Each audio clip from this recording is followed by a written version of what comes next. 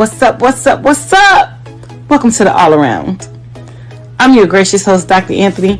Please tune in on Mondays at 6 p.m. for your entertainment purposes. We will hit current topics, old topics, and everything else in between. Be there or be square. Deuces, my loves.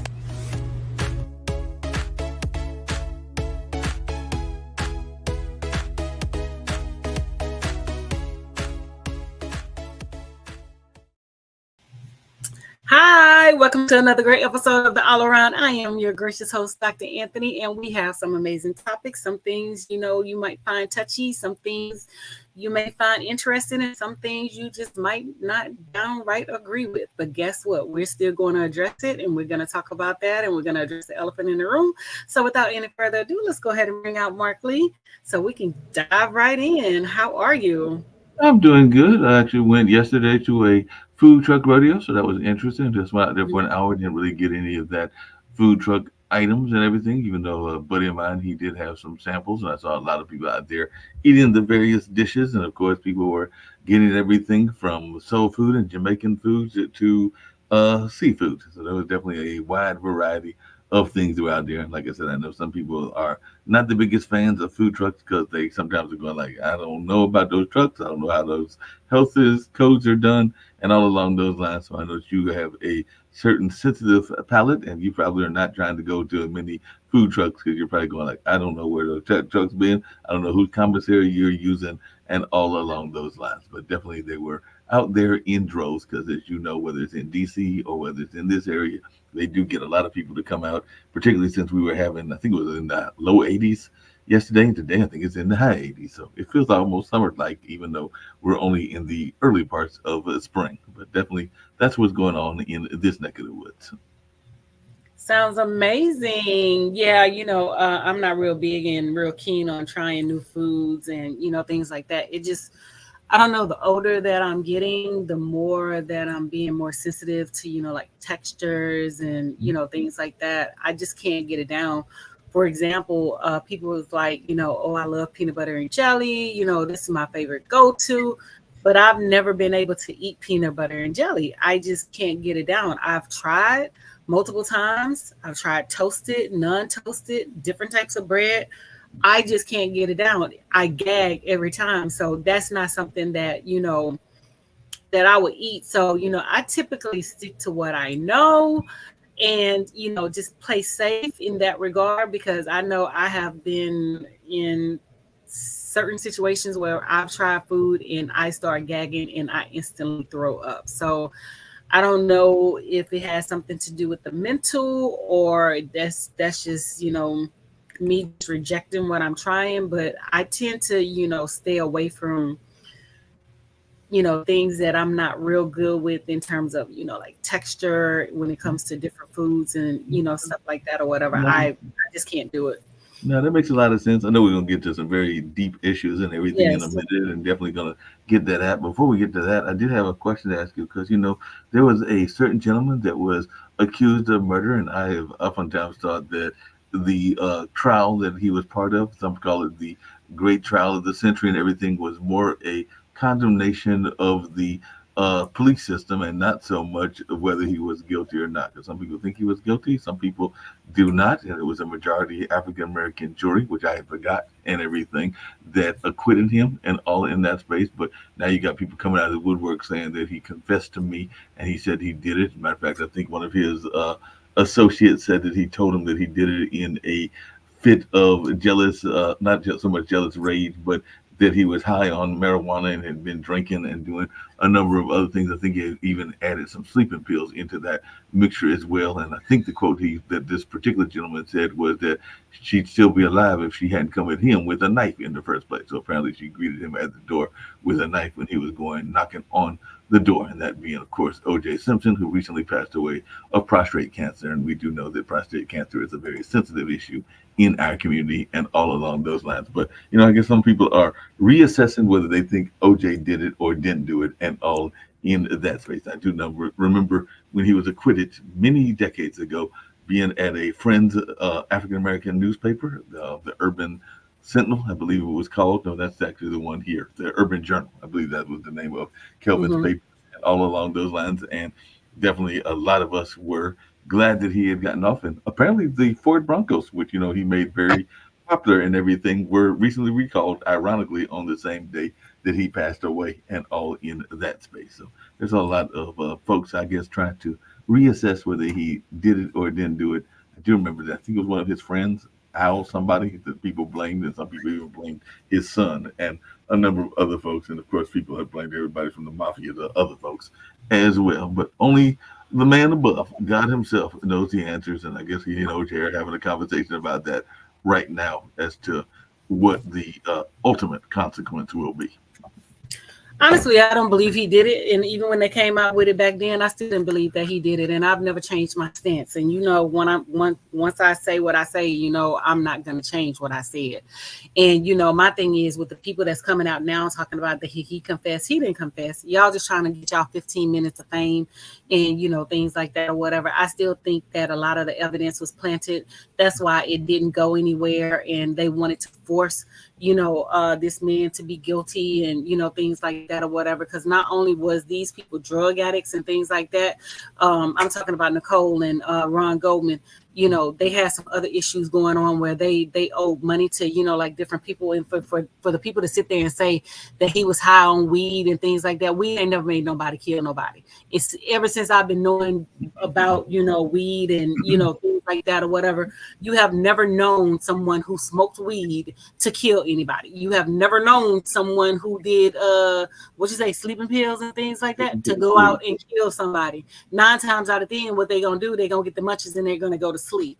You know what I'm saying? So it's just, to me, it's a lot of BS that's coming out and things like that. And I also read where the executor said that they're gonna make sure that the Goldman family does not get a cent of his money, as they should. He shouldn't get a cent of their money, of OJ's money and things like that or whatever, because they're trying to fault this man and trying to make him guilty.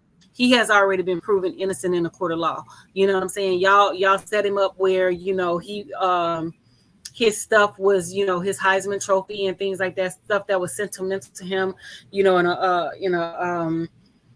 a hotel room in like Las Vegas and things like that or whatever. So I don't, when it comes to those type of people, I don't put anything past them, because we've already known that they have a history of doing what they do, and if they want you guilty, they can make you guilty and things like that or whatever. So honestly, I just don't believe that he was guilty. I don't think that he killed those people and things like that. Honestly, I think it was somebody else. And I think it was drug related, because she had a drug problem. They both were on cocaine and they both used, like heavy drugs and things like that. And so when the time come to pay the piper, they wasn't able to pay the piper. And so I think they got off that way. And it was just unfortunate that he got caught up in the whole situation. He definitely got caught up in that. But the ironic thing is that some of those people that were definitely seen to be what they were, and in some cases being very much racist and everything, have gotten good jobs. Because I want to say that the police officer, Mark Furman, I believe his name and everything, is now a primary candidate or a primary spokesman on, of all things, Fox News. So apparently he goes on Fox News talking about police enforcement and all of that. And I think that Kato, and nobody knew who the heck Kato was until the trial and everything, has gone on to become a reality star and a reality celebrity, almost as bad as Donald Trump and everything. So he's out there. But my thing is, and I'm sorry for cutting you off and jumping right in there or whatever, but my thing is, this is what these people do. Anytime that they say law and order, that only means that they want to police Black people. And one of the things that I tell Black people, especially in the terms of political arena and Donald Trump, that's what they mean. They want to police Black people, and they put us all in a category and things like that. They don't care how educated we are. We are all Black and we are all criminals in terms of their eyes. But when it comes to statistics and data and things of that nature, it is a proven fact that they commit way more murders and horrendous crimes, horrific crimes and things like that than black people, but they don't never want to talk about it, but they always want to say it's a black problem in the black community this and the black community that. So I'm not surprised that the white folks put them in a position to, be successful. We're seeing it with the police. When a black person is holding their hands up and they talking about, oh, I thought he had a gun, I fear for my life. How did you fear for your life when the man had his hands up? How did you fear for your life when you saw that he had nothing in his hands? Oh, I thought I had a taser. I thought I reached for my taser. You know damn well you didn't reach for no damn taser. You know the difference between a taser and a freaking gun. You know what I'm saying? So, they can save all the BS and, stuff like that. And like I said, I do not believe that he was guilty. Because again, she was trashy in the first place. And I don't even see why he married her. She was trailer parking the initially. So is, you take the trailer park out the trailer park, but you don't take the trailer park out of the trailer park. You know what I'm saying? Speaking of trailer parking, and I'm gonna let you get to the things I know you want to get to and all of that fun stuff and everything. But speaking of trailer park, there is a gentleman that is known for dating some women and even marrying some women that might fall in that same category that you're talking about. And he was the darling of golf and everything. But apparently he had one of the worst ever shootings. But he said that he is still very high on the game of golf and everything. But apparently he made history by having one of his worst ever scores at the Masters tournament. And I guess now people will be trying to figure out whether he can ever come back and all along those lines. Of course, he was of interracial background. And of course, he is definitely married to I think a couple of white women in his life and all in that space. But now I guess the thing will be whether he will still be the darling after he suffered some injuries, some that were self-inflicted and some that were accidental and all along those lines. And they say he was in a positive spirit after his return to the sport and vowed to enter 3 more major events later this year, despite scoring one of the worst scores of his professional career at the very prestigious Masters and all along those lines. So he went from being the darling to, I guess, now the GOAT of the Masters, and we'll see whether, and when I say GOAT, I don't mean that in the positive sense, but kind of like negative sense of that and everything. Yeah. To be honest with you, I really give 0 F's. I really give 0 fucks when it comes to, Tiger Woods, because he's already took his stance that he's not black. He said he was He said he was a Blasian and things like that or whatever. So, whatever happens to him. I could give no cares or whatever. When that white woman came in and took half his money, he deserved every last bit of it. You know what I'm saying? And whatever happens to him, he deserves every last bit of it, because that's what you chose. That's what you wanted to be with. So, oh well, deal with your choice. Live by what you stand and live by what you chose. You know what I'm saying? So who cares if he won the Masters and, things like that. And, I'm speaking for myself. I'm not speaking for nobody else. I could care less about, anything that he has done and anything that he's doing with his mixed race kids and, things like that or whatever. I don't care, honestly, because I don't keep up with anything that he has going on. When he tried to come back and be embraced by the black community and stuff, nah, go ahead and stick over there with that white woman. Stick over there with them with the kind that you like. You know what I'm saying? Don't come back to the black community trying to get, sympathy and be embraced after, they done raked your ass over the coals and things like that. Like we just supposed to drop everything and just welcome you back into the community.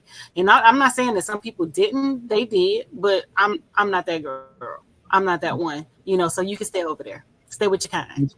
And speaking of staying over there, and that's where I know you wanted to get to. So now we had that little bit of a brief back and forth conversation. I do know that there are a number of folks that talk about the difference between Africa and African Americans and how sometimes we get along and sometimes we don't get along. But apparently you found this wonderful video about a celebrity that said that she is colored, and definitely that has some connotations that are not all that great here in the United States, even though in South Africa, because I do know a little bit about the history of apartheid, it has a different meaning and all along those lines. But if I heard you earlier, you were saying that if you're going to use these terms, understand the consequences of the terms that you're using, and not just think that you can use a term that might have a different meaning in a different part of the world based on their version of what's going on with mixed race and all in that space. Because I want to say that most of the colors in South Africa are of mixed race. But whenever you're ready, we can play this video, and you can comment back to this lady as well, because I do have that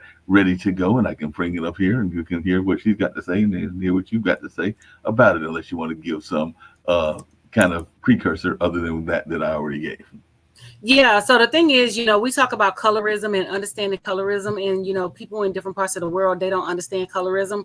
And then my thing is, like, when it comes to like Black women and colorism and African women, they always try to gaslight us to support or try to throw fire gas on the fire to get some type of reaction out of us and things like that or whatever. And Tyla, she termed herself, they termed themselves colored.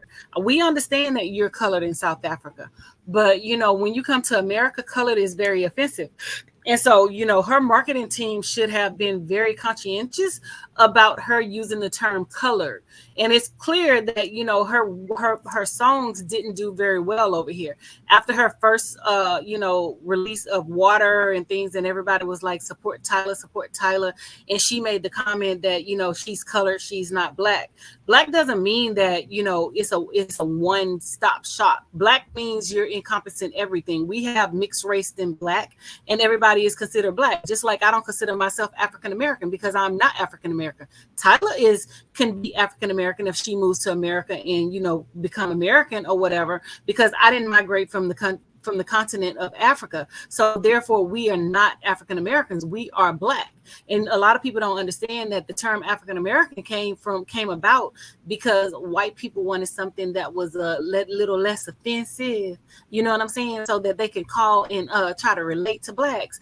And so there was a think tank done with former presidential nominee Jesse Jackson in Berkeley College, and all those people when they came up with the term African American, because we're not African American.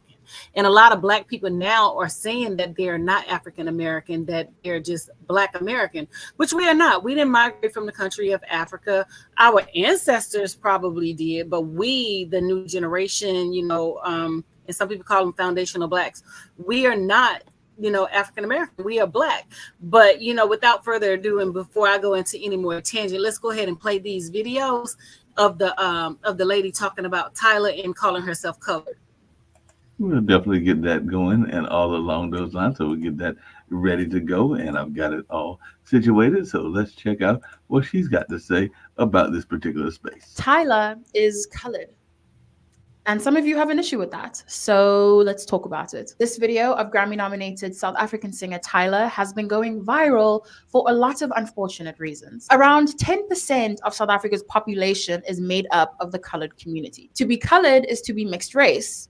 They are descendants of the Khoisan, one of the oldest tribes in Southern Africa. They've gone on to create culture, customs, and a rich sense of self within South Africa, and are acknowledged and respected as colored people. Now, I understand that the term colored means something different in other parts of the world, and to ask you to ignore your own history and painful associations would be unfair. However, we are not going to erase someone's culture because we don't understand it. This could be a beautiful opportunity to educate ourselves and each other and understand that the way you perceive someone is not who they have to be, because then we're just doing what's been done to us. And like I said, that was that video that you were talking about, and all along those lines and everything. I do understand just really quickly that it is my understanding, having some Asian friends and everything, that quite a bit of the colored community in South Africa is also richly Asian. I want to say that a lot of them are of Indian descent and maybe even some Chinese as well. So that, I don't think that she explored in that comment, but that is my understanding, that quite a few of them are definitely mixed race, but it isn't always just white and Black, because I think there is a heavy Asian influence in parts of South Africa as well. So some of that folks that get that designation fall in one of the two largest societies, which is both Asia and I mean, well, Asia in the sense of both Indian and Chinese. So I do understand that there is a significant part of the population there. As a matter of fact, I think even Gandhi, who is of Indian descent, talked about some of that because he was not the biggest fan or the biggest friend in terms of race relations, even though he was a man of peace, but and definitely somebody that inspired Martin Luther King. But he had some interesting views around race himself. Yeah, nobody's taking anything away from the colored people in South Africa, but she has to understand. And like I said, her marketing team failed her because in America, colored is considered derogatory and colored is considered, a racist term or whatever, regardless of if you're here in Africa or if you're there in America. When you are dealing with different people who come from different cultural backgrounds and things like that, it has to be respected. And just like they want us to respect her coloredness, then she should respect our blackness. And she's looking at, to me, they're looking at black as a negative connotation.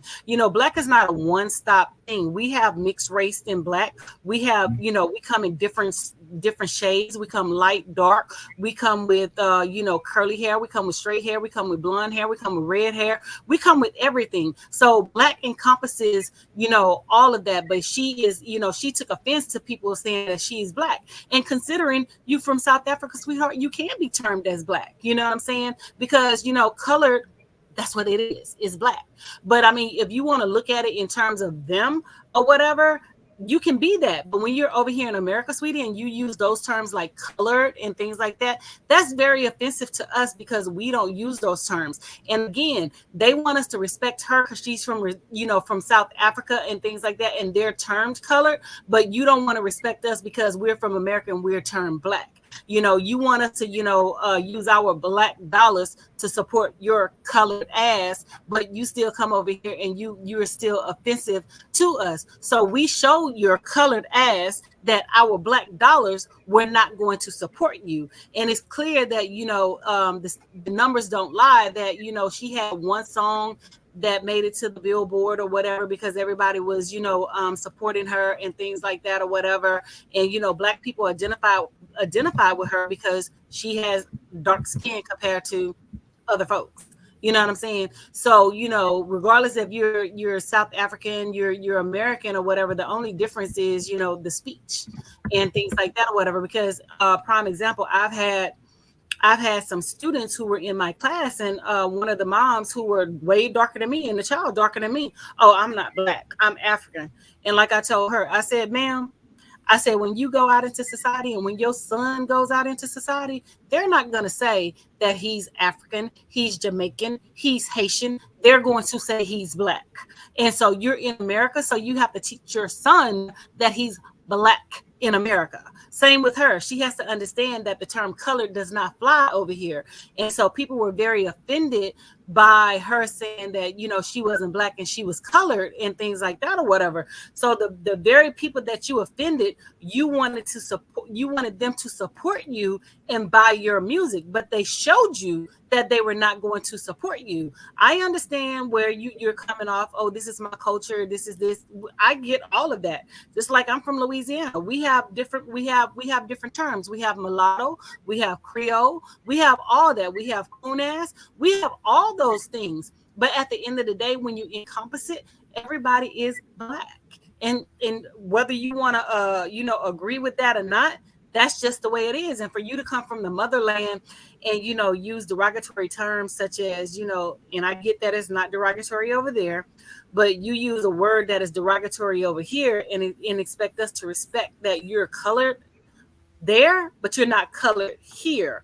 And that term is very offensive to us. So, my thing is to them, just like, you're demanding and commanding respect, so are we demanding and commanding respect, because a lot of the things that you're able to do in America is because of Black Americans. It wasn't because of y'all running over here marching and things like that. No, it was because of Black Americans like myself, like my ancestors, like all of those people who marched and, fought for civil rights and, things like that, for you to even have a voice to even speak and give your opinion about, being colored and things like that or whatever. But it's like I said, it's all good. Baby, you can be colored and you can stay colored, but just know that you offended the Black Americans over here, and we're just not going to support you. And that's just the bottom line. And you can see that we're not supporting you, because they said with her marketing or whatever, she did not fare well in America at all. And baby, please understand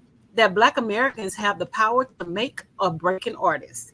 And so you're getting the remnants of being broken by Black Americans. So, before you get into I'm this colored and I'm this, you need to rethink your strategy, and you need to come up with something a little bit better than, offending Black people, who the very people that you want to support you.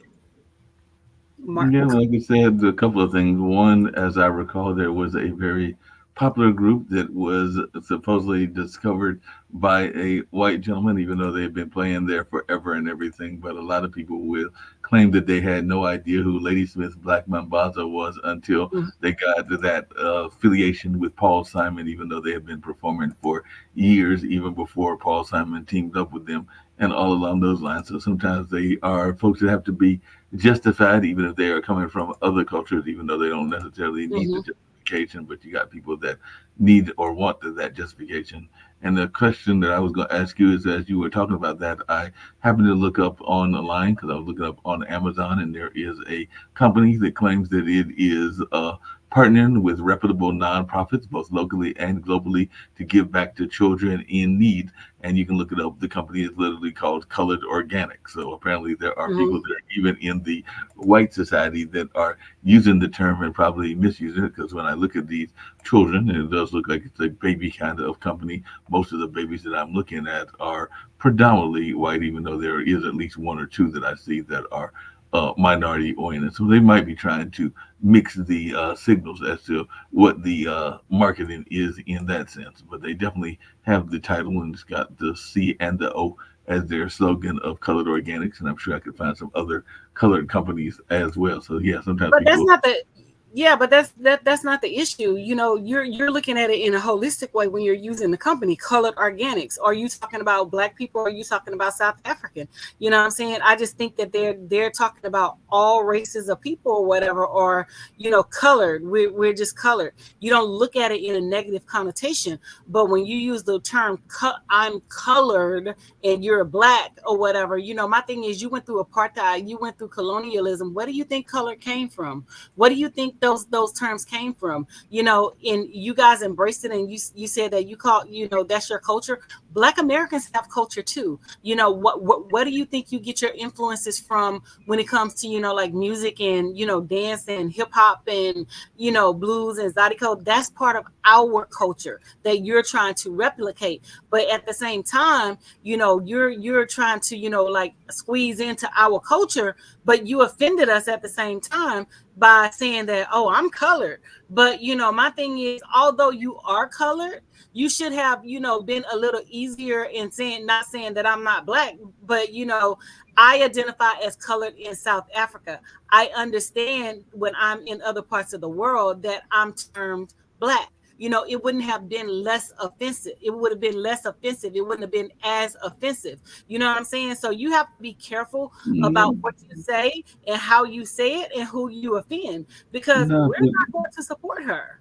no, but along those same lines, a couple of things. One, I think that the lady that was trying to defend her did make that point, that it was some of the cultural differences and some of the cultural things that happened from one society to another. But even in our own society, and I know this, being from Louisiana, there are a number of people, including some of my own family, that will rush to claim their native side versus their African American side, even though they might acknowledge that they have both. You've got some that will totally deny their side of the African American and only want to go with the native, and will get very caught up in the powwow culture. I'm not knocking the powwow culture. I have some relatives that are very active in that culture, but then you've got the people that will not necessarily acknowledge their totality of who their being is, and all along those lines. So just like we have the colored argument here, you can make that same argument that there are a number of people that want to separate themselves and that will claim to be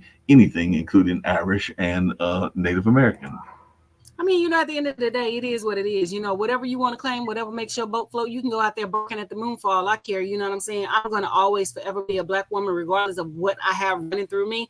And I know for a fact that both of my grandmothers were Native American and, things like that. But at the end of the day, I'm still a Black woman. And that's what I claim. Because my thing is, when you learn the history of, Native Americans, they enslaved people. But the thing about it was, they had enslaved people and they had the practices and things like that. But when the government stepped in and gave them reparations, they kicked the Black people out so that they couldn't get money and get reparations and things like that. So that's why when they're talking about, oh, this is happening on the reservations, this is being done, who gives two rats asses? Because at the end of the day, you kicked my people off the reservation. Y'all owned enslaved people. Y'all still had enslaved people, and it's a proven fact. It's in Oklahoma when they went over there to those reservations and things like that or whatever. They kicked the Black people out so that they could not benefit from the money to that the government was supporting and giving out. So like I said, whatever makes your boat float and things like that, but you cannot offend the very people that you need support from. And that's exactly what you did, because we already know that colorism exists. We know that there's the paper bag test. If you're darker than a paper bag, that you could marry in certain families and things like that or whatever. So we already know that this stuff exists. But what I'm saying is, I'm not saying deny who you are. I'm not saying deny your heritage. I'm not saying deny your history. But at the same time, you have to be if you want us to be respectful to yours, you have to be respectful to ours. We understand that in South Africa that you're considered colored. And like I said, you could have termed it and you could have said it a different way, that, oh, I understand when I'm in South Africa around my culture, my people, I am considered colored. But when I travel to different parts of the world, colored is, offensive to some, and I'm perceived as a Black woman. I'm perceived as a Native woman, a Native American woman. I'm perceived as an Indian woman. I get it all the time. People don't think that, I'm 100% Black. When I travel to different places, I'm always questioned about my culture, my upbringing, oh, you're so exotic, you're this and you're that. And I let them know I'm 100% Black woman. But Dr. Anthony, on the flip side of that, as I've said several times when I'm recording from here, meaning the Hayti Center, there will be a number of people. Matter of fact, the teacher just came through, and there'll be a number of people, both Black and white, that will be coming to learn African dance. And we do remember that there was a time that many people were very much excited about wearing African clothes, whether that was the dashiki back in the day or other kinds of clothing. And you even get people now that are going out there buying African styles and everything. And sometimes there is not necessarily an attempt to understand the cultures that people are getting involved with and everything. I'm not saying you have to have a total understanding, but I do think that it's a matter of respect, that if you're going to be engaged in some of these cultural traits, that you need to have an understanding of why you love the various instruments and all along those lines. So if you're playing a kora, because there was actually a festival that was in rural North Carolina that a friend of mine played, and the young lady Sona Jabareth, I believe, is from Gambia, and she came and played the kora, which is that long guitar-like instrument, and all in that space. But a lot of people will see that instrument and not even want to understand or learn about the instrument, even though it is from another part of the world. And sometimes these instruments can even influence some of the instruments that both Black and white artists use. As I've said before, some of these instruments influence definitely country music and bluegrass and other things as well. So I just wonder, is it a two-way street? Because, a lot of people, I know they're in the DC where you are, a lot of people get very excited to run off to the Ethiopian restaurant. I remember last time I was in DC, and it was years ago, there was a very popular one up there. That was actually the time before I went, or maybe even a couple of times before. And there was very popular Kenyan restaurants and other restaurants of African styles. And I know that your palate may not always like that kind of food, but some people just go because they want that experience of having, quote unquote, eating authentic African food. I mean, like I said, it does work both ways, and that's why I said, she shouldn't have just, been dismissive of, like Black Americans and Black culture and things like that or whatever. And she should have understood in this neck of the woods that colored it has a very negative connotation, and she could have stated it, differently and things like that or whatever. But I'm not the one to be out there, doing a dashiki, running to African restaurants and things like that or whatever, because like I said, I'm from Louisiana and nobody food is better than ours or whatever. So, that's just not my thing. When it comes to, like trying different foods and, stuff like that or whatever. And of course, all of it has, historical significance. And, like I said, if, you want your culture and your upbringing to be respected, you should also respect the people that you're soliciting to. And that's why I said her marketing team failed her, because they should have schooled her how African Americans and Black people are when it comes to, like certain things. And once you piss us off and once you offend us, we basically cancel you. But ironically, and I don't know that you're going to agree because I don't know how many of those countries you've been to, but here on the network, Barbara Smith and Billy Graham and a number of others, and I have not as of yet, even though a dear friend of mine who passed away several years back used to go regularly and everything. But I've had a number of people tell me that as African Americans, they have felt better treated when they have gone into the African countries. And a lot of times they were feeling that they got much better respect, whether that was going to Kenya, whether that was going to Nigeria, whether that was going to a number of things. And I know that even on this network, Barbara Smith, who does a show every Thursday, talks about how she did not feel that she was as judged as much when she went to the African countries, and she felt that she was treated with a great deal of respect, and she has said that several times. So I don't think that I'm speaking out of school by bringing this up and everything. So I just wanted your take on that, because I've heard that from a number of people that are in that business coaching space, in that space that go to these countries on a regular basis, that they sometimes feel that they get a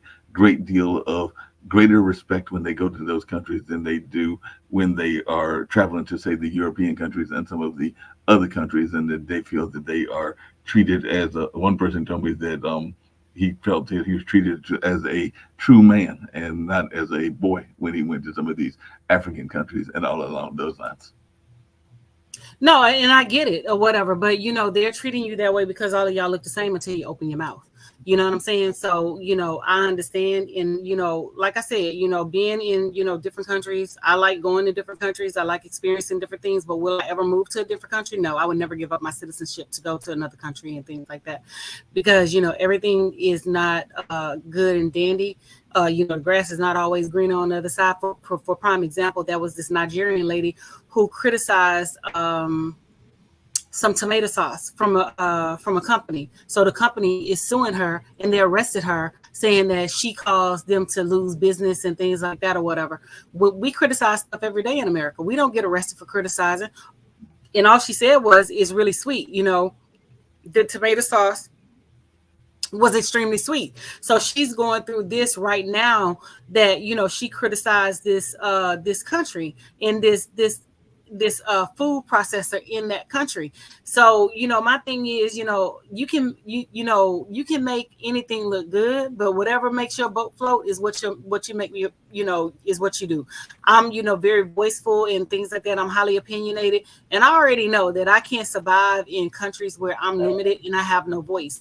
They're always saying, oh, you can get dual citizenship here, you can get dual citizenship there. No, I'll go visit and things like that or whatever, but I don't want dual citizenship. I'm good where I am and things like that or whatever. I like having certain liberties and certain freedoms that in certain countries you just can't get.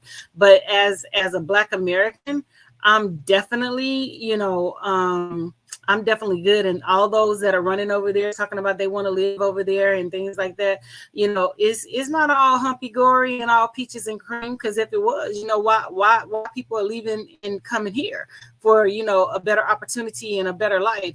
So again, do what makes you happy, do what makes your boat float and things like that. But as for me, I would not give up my citizenship in terms of going to a different country and trying to, become a citizen and, things like that or whatever. I'll go visit for a few days and, tour and zip line and take the tours and all that good stuff. But as far as me moving and giving up my citizenship, no, that'll never happen because I'm not So doing it. so you're not moving because I hate to tell you this, but and it's not the same conversation, but I can tell you that if you follow this network and you follow what's going on, that even one of the founders who doesn't come from our culture and everything, but Mr.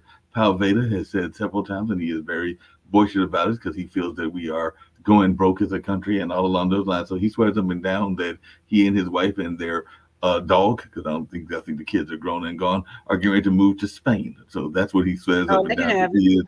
He's worried about the notion of who's running for office because he thinks that both Trump and Biden would be horrible. So he is ready to move to Spain, and I think he's already doing some research in that lane. And I'm like you, I like to visit, but I don't know that I want to live in those countries because I'm perfectly fine. No, I mean, let's take the man who moved to Russia and they took all his money and took all his assets. He said he got licked tired of being in Canada and he up and moved his family to Russia and things like that. And so now he's living in poverty in Russia. They took all their money and they still had to, release their funds to them and stuff like that or whatever. So, like I said, you can do what you want to do, but at the end of the day, or whatever, I'm not giving up my citizenship to go nowhere where I have no voice and I have no freedoms and I have no liberties. So if that's what you want to do, sweetie, go right ahead. If Spain is where you want to live, honey, go right ahead. I'm gonna allow you to do it. I'm gonna allow you to go, and I'm gonna allow you to do whatever you want to do. But guess what? Dr. Anthony's gonna be right here. You know what I'm saying? I know that's right. He's gonna be right there in DC. In DC and Louisiana, right in the middle of it, everything. One of the other things that came up in the news, and I had brought it up on one of our other reports, but I'd love to hear your thoughts about this now that I'm thinking about it. Because speaking of people going to other countries and realizing that the grass isn't always greener on the other side, we do know that Brittany Griner was part of a great trade and everything. And one of the things that I saw in the news is that she is about to have her, I believe, third child because she had already been married once before, and her then partner had, I think, 2 children, and now her and Miss Cheryl, I think that's the lady that she is involved with, are expecting a baby. So I was just wondering your take on that, because apparently she's all excited about the fact that they're about to have a baby together. I'm assuming that they had some artificial insemination or some kind of way to have the child, since it does take 2, a male and a female parts to make a baby. So, and since it's only 2 women, I'm assuming that there were some things that went on to make this child be part of their worlds, or it might have even been adoption or fostering. But they are very excited, and I think she's pregnant, so it had to have been some artificial stuff going on as well. But I just wanted your take on this notion, because it was very exciting news that I saw on social media that some people were very glad to see that hopefully this will be the right one, because the first wife was not the right one. Apparently they had some conflicts and some things that went on even in that LGBTQ QIA community. You can have conflicts that don't make relationships work either. So apparently they can have conflicts just like the folks in the heterosexual space can also. But apparently people are very much excited that Brittany is about to be a mother again with her partner. And my thing is, babies are blessings and babies are a bundle of joy and things like that or whatever. Because Dr. Anthony is about to turn 50 in 3 weeks. I don't want a baby. I love that. I love being around the kids. I love being around my nieces and nephews. But as far as Dr. Anthony having a baby, no, that's not what I want. But I will do whatever I can for my nieces and nephews, the little cousins. I spend time with them. I do all that stuff. So I'm really happy for her and her wife. In terms of their little bundle of joy and things like that or whatever. Because I don't have to take care of them. So whatever you want to do, again, is what you do. So if she's happy with it, the world got to be happy with it as well. Because like I said, we don't have to raise the baby. We don't have to take care of the baby. We don't have to do any of that. So I'm excited to see if they're going to have a girl or a boy and what their name, what they're going to name the babies. I'm glad they're pregnant and, they're expanding their family.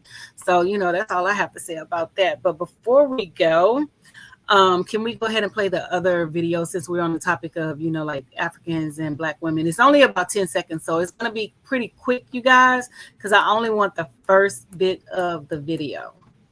Okay, we can definitely do that. We still got plenty of time to go, because I think we still got about another 10, 15 minutes. But yeah, we can play the first 10 seconds of this video, so let's check this out. American women. Some Black American women need to get a grip. What did they teach them in school? I don't know what they African woman here. Is there any way possible you could turn it up? Because we can barely hear it. I can't see about that, but I think that was what they gave me, the one that you gave me. But let's see if I can increase the volume and all along those lines, because I think that was the volume at the maximum speed. But let's see if we can increase it just like, yeah, that's at 100. So that's at 100. Okay, so I can basically give a rundown and synopsis. So there were two African women basically doing a podcast, whatever that they call it, podcast, talk show, whatever. And so they were trying to gaslight Black women, talking about they don't know what we learn over here in American schools and things like that or whatever. So basically they were trying to call us illiterate and we were dumb. And certain cultural aspects that we have going on. But sister, let me just break down something for you. Black women are the leading subgroup that has degrees. Black women are leading in entrepreneurship with businesses and things like that. So I don't understand what you're talking about, what they teaching us and what we got going on. We're holding our own over here. But it's really funny how people from other cultures and other backgrounds always try to gaslight Black women as if we're something to be cosplayed and we're a joke. We're not a freaking joke. You know what I'm saying? If you don't like Black women, just say that, and just keep it moving. But for you to try to cosplay us and try to say that we're ignorant, we're illiterate, talking like you don't know what they're teaching us over here, you don't have to know what they're teaching us over here, because we don't fall up in that mold and we don't fall up in that category. Just like I was saying with Tyler or whatever, y'all want us to give her respect, but y'all don't give us no respect. So stop gaslighting Black women as if we're trying to cosplay y'all. We ain't trying to cosplay y'all. And then there was some that was talking about that Black women want African men. Baby, we don't want your men. Keep them. We don't. It's cultural differences, honey. It's very cultural differences. The only Black woman that I've known to be from African American Black descent that married an African was Portia, and this other lady who married a prince, and things like that or whatever. But Black women just not out there just trying to go after y'all men, not trying to immerse themselves in your culture, sweetheart, because that's just not what we do, because we have made our own stamp and mark on the world. So when y'all trying to gaslight us, talking about, oh, you don't know what they're teaching us, apparently it's something, because we're leading with degrees, we're leading with entrepreneurship, we're leading with voting, and we're leading with everything else. You know what I'm saying? So stop trying to gaslight Black women like we're trying to cosplay y'all. Y'all trying to cosplay us, because again, if it were not for Black women, you would not have a voice, you would not have a platform, because we were out up in the grounds, we were out there marching, we were out there doing all this stuff. So stop trying to gaslight us into your foolishness. Yes. But speaking of that and everything, I had one other video that I was going to let you check out and all along those lines, because it was a video from Brazil, because we do know Brazil has some very interesting racial politics as well and everything. So I went and found this, and this is actually a sister girl, and she's definitely a sister. You can look at her and see that there's no way, but she's anything but a sister, and all in that space. So let's see what they've got to say about the efforts to get equality in Brazil and all in that space. So let's check out what they're talking about in Brazil and see if it fits in with what you're talking about and all along those lines. So let's check this out. Val, quantos inimigos você faz por dia? Eu disse assim, enchi meus olhos de lágrimas e disse a ela assim, do lugar da onde eu vim, eu aprendi que a gente não pode deixar ninguém passar por cima da gente. Minha vida toda foi dedicada à luta antirracial. Minha mãe não dorme enquanto eu não chegar. Eu nasci nas Palafitas de Alagados, né? Na Cidade Baixa, em Salvador, Bahia. Na primeira ocupação sobre as águas da América Latina, na maior. Que lá, o povo que eu vivi dizia que a gente precisava ter fé. E eu estou aqui, né? Então, o que me traz, né, para esse ponto global foi a certeza de ter nascido naquele lugar e de saber que você já nasce lutando.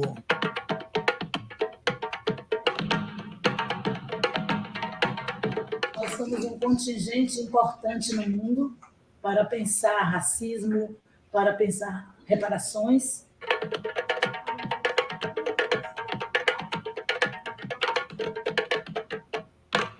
O encontro com o movimento negro foi a minha virada de chave, que eu tinha 19 para 20 anos de idade, né? Então, quando eu encontrei o movimento, sabe a luz, o caminho, É isso. Eu não podia mais continuar com determinados elementos. Como eu sou a pessoa dos extremos, então eu saí procurando uma barbearia para cortar o cabelo todo, porque não cabia mais. Foi a primeira vez na minha vida que eu senti a sensação da água do mar tocar no meu casco. Se o Brasil de verdade colonizado nasce no Nordeste, nós experimentamos processos, inclusive de luta por libertação, por autonomia, muito mais cedo do que se experimentou o Sul-Sudeste. Na hora que o recurso vem, e se o recurso é pequeno, você tira, você hierarquiza. E você não hierarquiza só a partir da questão da região. Você hierarquiza também a partir do discurso que eu quero ouvir. Meus sonhos para as mulheres negras de agora, eu acho que parte deles está se realizando. Ainda não como eu gostaria, mas está se realizando. É romper. Romper com essa loucura de que nós somos deusas e precisamos dar solução ao mundo. Não somos deusas e não precisamos dar solução ao mundo. Que a gente possa desfrutar da vida. E a vida pode ser a coisa mais simples do mundo. Que a gente tenha o poder e a possibilidade de decidir. Esse é meu sonho. So that was a lady from Brazil claiming that y'all are not goddesses and that she just wants, I guess, the simple life and all along those lines and everything. But she's definitely saying that she learned a lot from the civil rights struggle as well. So I just wanted your take, because she is definitely a activist there in Brazil and definitely has been in that space. So she even made some comparisons to what was going on in the Southeast as well. That would be like Alabama, North Carolina, Louisiana, and a number of other places also. Well, I mean, the comparisons is just not limited to the Southeast or whatever. It's it's widespread across the contiguous United States and things like that or whatever. But, again, like I said, the only difference is the speech. She has a very distinctive, spoken tongue, spoken language. And so do I, because I'm Southern, I'm from Louisiana, so I sound a little different from, Northern people and things like that or whatever. But as far as color is concerned, I can go to Brazil and fit right in. You would never know that I'm American unless, I open my mouth and I say something. And again, that goes to show that, in different parts of the world, I can be anything that I want or whatever. But I always claim that I'm a black woman. I'm a black woman, a black American. And, that's what I am. And I'm not, taking anything away from that. But, it's really funny that, when it comes to, like inclusivity and, inclusion, everybody aligns themselves with Black people and Black women. And I'm not saying that that's a negative thing, because it is. But, that goes back to Tyler. Oh, I'm colored, I'm not Black. You have to understand that, you can't, like I said, you can't offend the very people that you need support from. And that's what you basically did. You offended Black Americans by saying that, you're colored and you're not Black. But you got to understand that that's a negative connotation here in America, especially in the South. Colored, gal, those are negative connotations. And so for you to, be dismissive of us and our culture, but yet you want us to be respectful of your culture is, is crazy, and my thing is just... But Dr. Anthony, excuse me, Dr. Anthony, it's not just us, because I had one other thing that I've played before, because it's a regular spot here, and the Latin American people do this as well, because this is something from Digitally Undivided, and you will see how they are playing into this narrative as well. And then I think we can get out, because I'd love to hear your reaction to this particular video as well. We are Digital Undivided. For over a decade, we've increased visibility and access for Latina and Black women founders, women shaping the fields of healthcare, technology, wellness, finance, education, and beyond. We began with groundbreaking research through our Project Diane report, which shed light on the triumphs and disparities Latina and Black women founders face. We now offer several founder-centric programs, events through strategic partnerships, and a vibrant founder community. Digital Undivided not only champions an equitable entrepreneurial landscape, we provide women of color at various stages of running a business with the space to improvise and innovate. From big to the new C-suite, we are where Latinas and Black women convene. Women who innovate, women who build, women who break through. We are Digital Undivided, empowering women of color to transform entrepreneurship.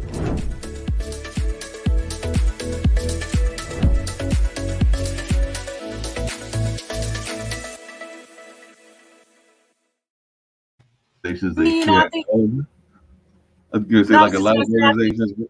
yeah, no, I'm just saying I think that's a good thing that they're, merging, with each other or whatever, because I didn't send you this video, but there was a young lady from Dominican Republic, and she specifically said, I'm not black, and she was darker than me. I'm not black, I'm Dominican. But my thing is they have this negative connotation of Black Americans that they don't want to associate themselves with Black America. But the second something happened, then you want Black America to step up and come and save face. Just we could take Puerto Ricans for example, when they were over there talking about they're not black and they're not this and they're not that, but Trump put you in your place when he didn't support he didn't support you guys when the hurricane happened, and then he's throwing supplies at the people, not even getting close to them, not really even letting them communicate with him and things like that. But he put y'all in your place, and that's why I tell people all the time, don't expect my Black dollars to support you when you have negative things to say about Black Americans, because at the end of the day a lot of things get done because Black Americans support you guys. Things would not get done if Black Americans wouldn't support. So I think it's a good thing that they're merging and that they're building foundation for Latina and Black women. But at the same time, there are a lot of, Latina and other African women who just don't want to align themselves with Black women and Black Americans. And, like I said, it's sad, but, once we understand that collectively as a whole, we're greater in numbers, then we will be all right. But we still have a long way to go in order for that to take place. And, Tala is a prime example of, that being a long way to go. If we had to put it in human form, she would definitely be it or whatever, because, she got offended because we called her Black. Colored, you don't understand that that's here. Color is Black.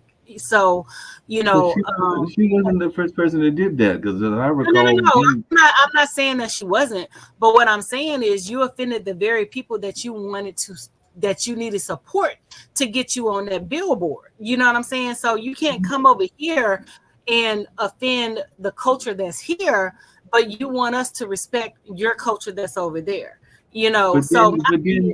Didn't Yannick Noah and Trent Darby do the same thing? Because I think Trent Darby definitely claims a little bit more about his ethnicity, because I think he was from one of the European countries. It might have been one of the African countries. And I know Yannick Noah was from France, the former tennis player. So there have been a number of folks that highlighted their ethnicity from the other parts of the culture versus. And I'm not saying that.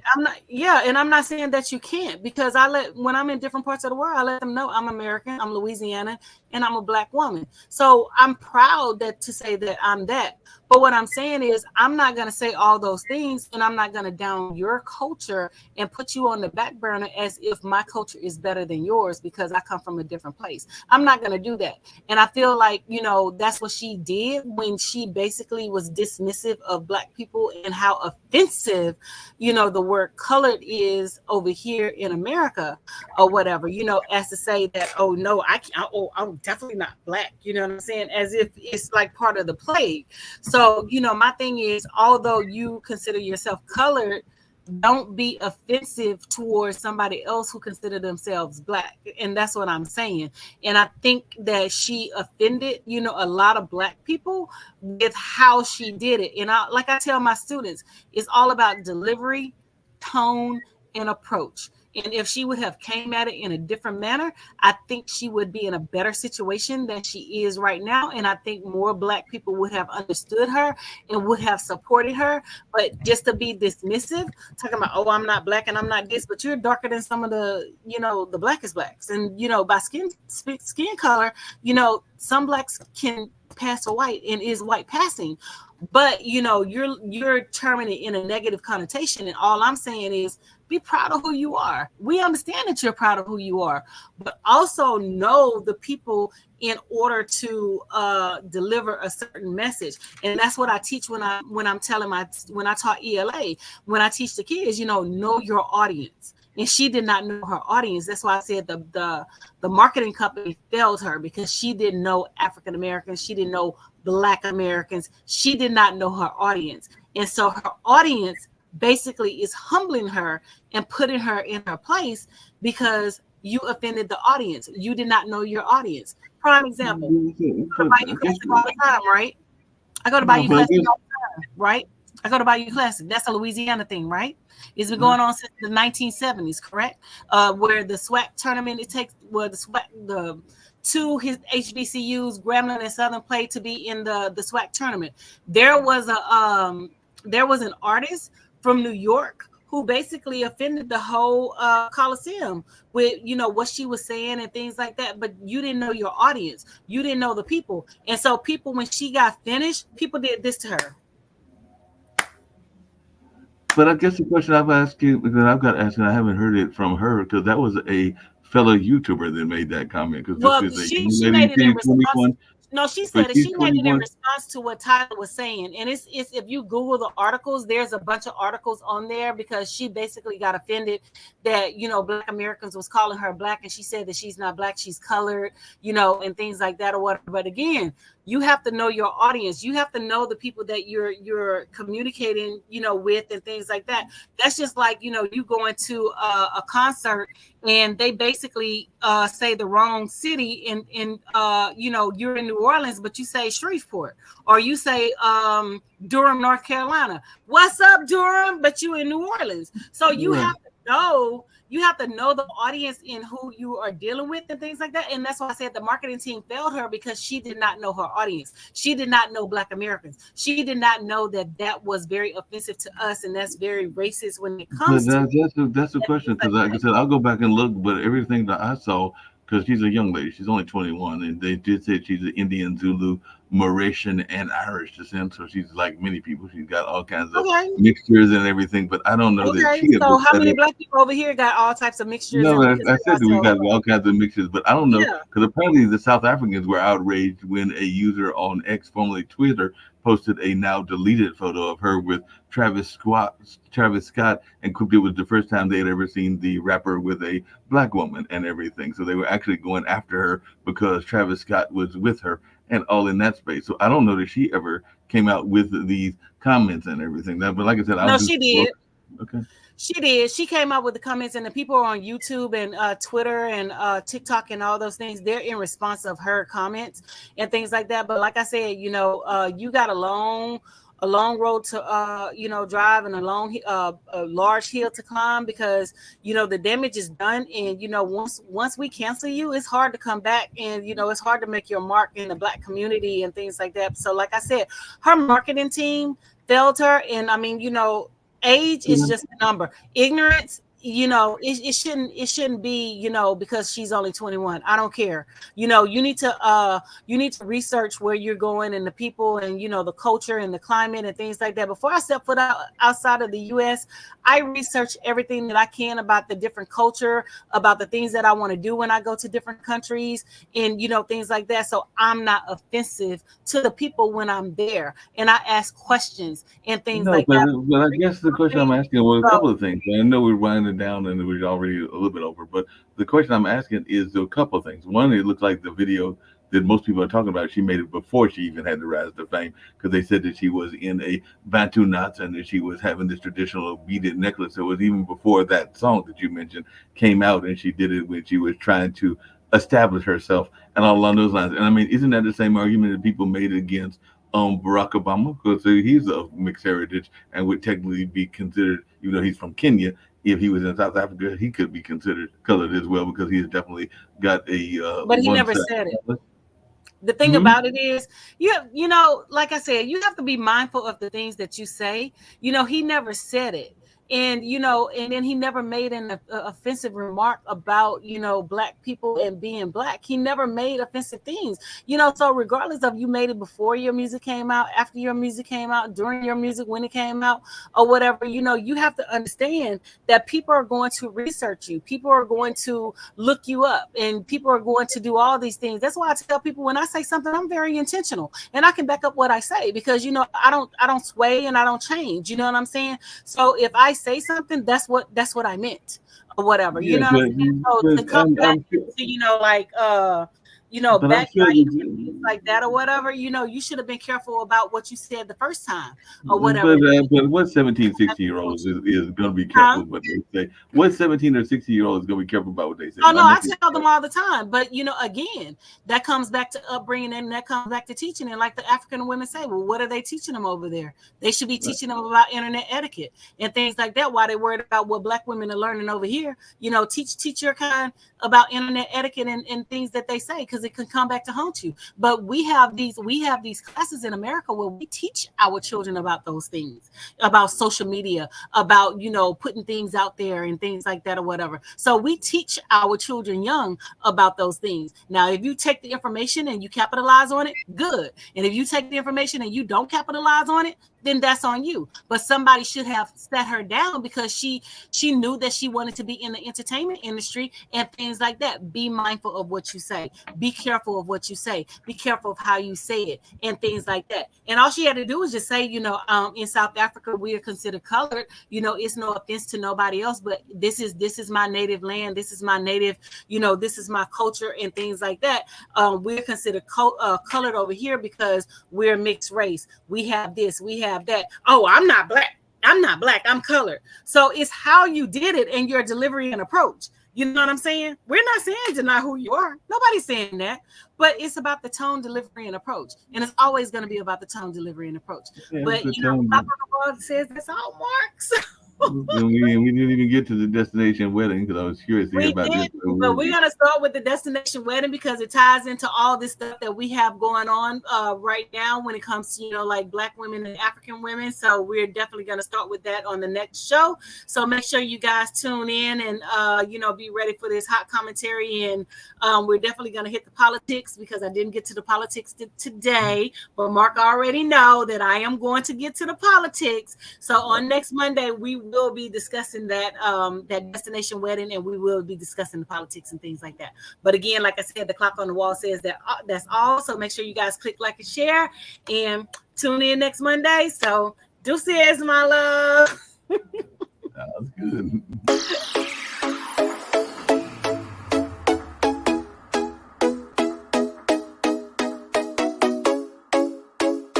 What's up? Welcome to the All Around.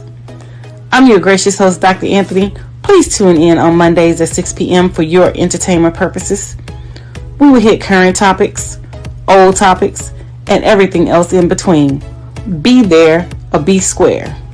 Deuces, my loves.